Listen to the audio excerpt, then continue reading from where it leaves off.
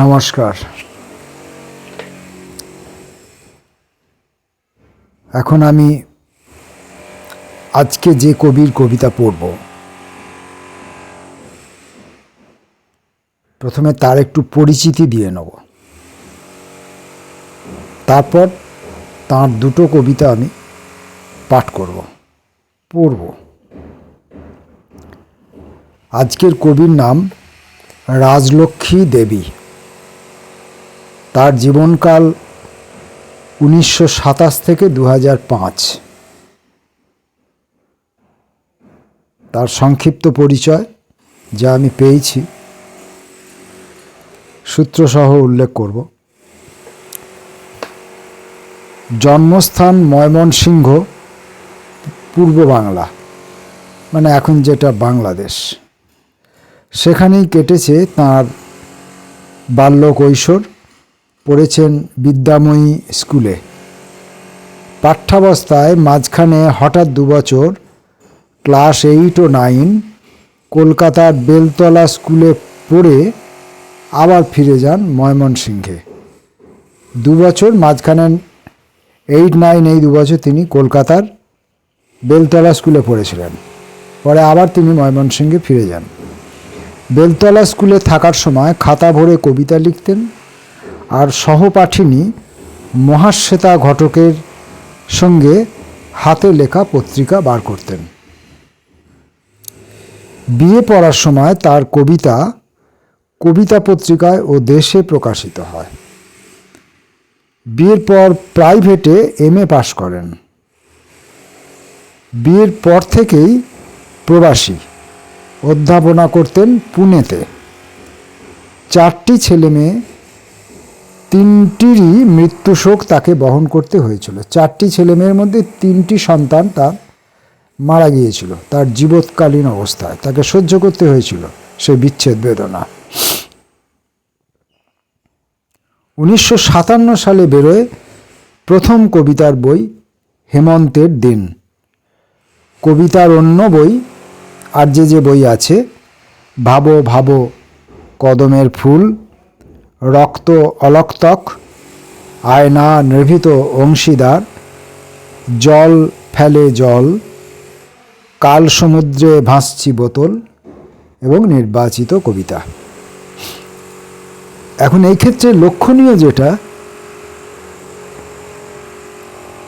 1927 সাল থেকে 2005 এই তার জীবনকাল, অর্থাৎ 1927-এ তার জন্ম এবং 1957 তার প্রথম কবিতার বই হেমন্তের দিন প্রকাশিত হয় 30 বছর বয়স।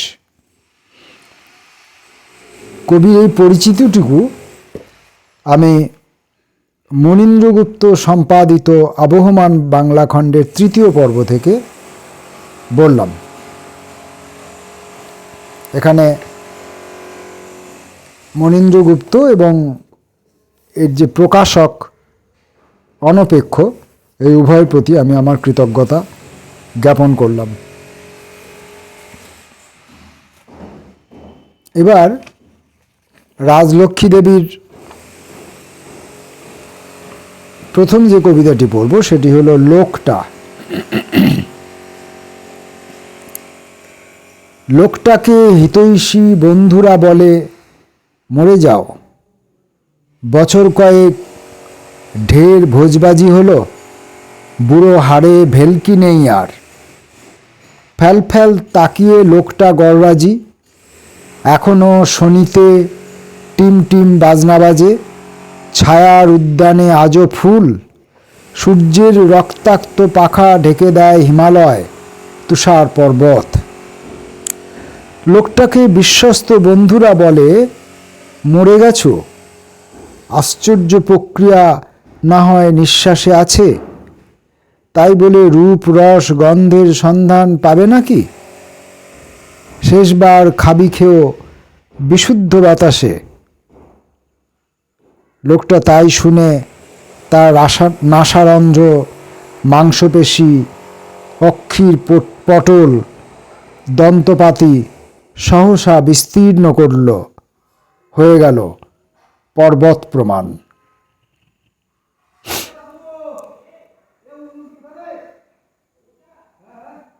দুই ধরনের বন্ধু, দু ধরনের লোক, তার দু ধরনের বন্ধু, তারা দু ধরনের পরামর্শ তাকে দিয়েছেন। হিতৈষী বন্ধুরা বলছেন মরে যাও, বছর কয়েক ঢের ভোজবাজি হলো, বুড়ো হাড়ে ভেলকি নেই আর, তোমার বুড়ো হাড়ে আর ভেলকি নেই, অতএব তুমি এবার মারা যাও। আর বিশ্বস্ত বন্ধুরা বলছে মরে গেছো, আশ্চর্য প্রক্রিয়া না হয় নিঃশ্বাসে আছে, তাই বলে রূপ রস গন্ধের সন্ধান পাবে নাকি? শেষবার খাবি খেয়েও বিশুদ্ধ বাতাস। এবং এই দুই জাতীয় মানুষের যে পরামর্শ, এই পরামর্শতে কি হলো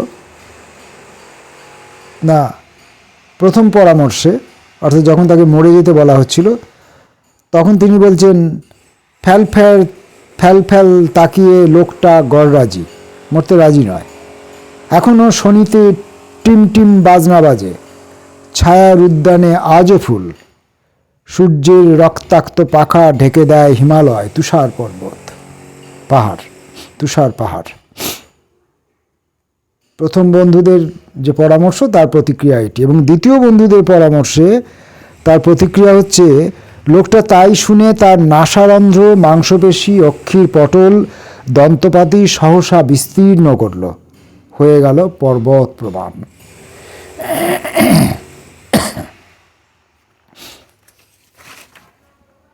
আরেকটি কবিতা, ছেলেটা পালিয়ে গেছে। ছেলেটা পালিয়ে গেছে, কোথায় আর যাবে, হয়তো আছে আশেপাশেই, পাড়াপড়শি, সঙ্গী সাথী যে কারো কাছেই দুরাত কাটিয়ে শেষে ফিরে আসবে বাছাধন। কোথা আর যাবে, ছেলেটা পালিয়ে গেছে। ইস, সাহস দেখো না, সে আবার পকেটের টাকা কড়ি রেখে গেছে, জুতো মোজা গায়ে সোয়েটার ছিল সব খুলে রেখে। আহা, খরসান শীত যায় এইভাবে। খানিকটা খোঁজ খবর নাও, দেখো খ্যাপা খামখেয়ালি ছেলেটা কোথায় গেল শীতের সন্ধ্যায়। আগেও তো গালাগালি খেয়েছে সে, 13 বছরের ছেলে, শিশু নয়, খামোখা কেমন চলে গেল। খবর কাগজে ছবি, পুরস্কার, পুলিশ করছে যথা কর্তব্য, ফিরে এসো, ভয় নেই। যদি এখানে ব্র্যাকেটে লেখা আছে হাত নিষ্পিস। ব্যস্ত উদ্বেলিত দিন, ফিরে এসো, ভয় নেই। ব্যস্ত উদ্বেলিত দিন, সকাল দুপুর সন্ধ্যা, রাত্রি কান্না ঘন। ছেলেটা লুকিয়ে আছে, পথে লোক পিলপিল, ট্রাফিকের আলো নিয়মিত জলে নেভে, রাস্তা জুড়ে গা জুড়ি মাতাল বাস ট্রাক দৌড়ে যায়, ভীষণ চোখের চাকা ঘোরে। দিনের পশ্চাতে দিন যায়, শেষে একদিন নিভে যায় আশা, বুঝি সে ফিরবে না আর। আদরে শাসনে এই জুলু ভালোবাসা তার দরকার নেই, বিন্দু হয়ে মিশে গেছে সমুদ্র শহরে। রাজলক্ষ্মী দেবীর কবিতা পড়লাম।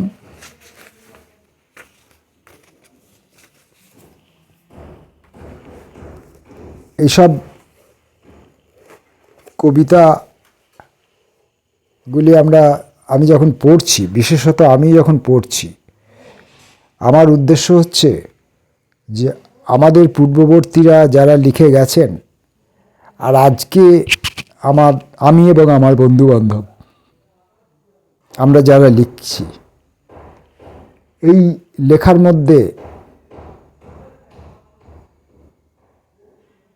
মিল কোথায়, অমিল কোথায়, আমাদের লেখার কতটা উত্তরণ হয়েছে, নাকি আমাদের লেখার মান নেমেছে, আমাদের ভাষা, কবিতার ব্যবহৃত ভাষা সহজ হয়েছে নাকি জটিল হয়েছে, আমাদের কবিতার বক্তব্যে গভীরতা এসেছে নাকি অনেক বেশি অগভীর হয়ে পড়ছি। এইগুলো একটা অনুসন্ধান করা, কিন্তু সেগুলো আমি অনুসন্ধানগুলো করে আমি ব্যাখ্যা বিশ্লেষণ করে বলবো না, সেটা আমাকে এবং যারা এই কবিতাগুলি শুনবেন বা এগুলি আবার আপনারা নিজেরা পড়বেন, অনুধাবন করবেন, নিজে নিজে বিচার বিশ্লেষণ করবেন, তারা বুঝে নেবেন। কারুর ব্যক্তিগত বিশ্লেষণ বা তার মেধাগত বিশ্লেষণ বা তার মানে একপেশে বিশ্লেষণ বা এবং ইত্যাদি যে কোনো রকমের বিশ্লেষণ দ্বারা আমরা প্রভাবিত হব কেন? আমি নিজে বিচার বিশ্লেষণ করব, আমি নিজে সিদ্ধান্ত নেব, এবং আমি সেই যে বিচার বিশ্লেষণ করলাম, আমি যে নিজে সিদ্ধান্ত নিলাম, সেই বিচার বিশ্লেষণ আমি কি করেছি এবং সিদ্ধান্ত আমি কি নিয়েছি, সেটার প্রকাশ কোনো প্রবন্ধে বা বক্তব্যে নয়, সেটার প্রকাশ হবে আমাদের কবিতা লেখার মধ্য দিয়ে। এটাই আমার চাওয়া। নমস্কার।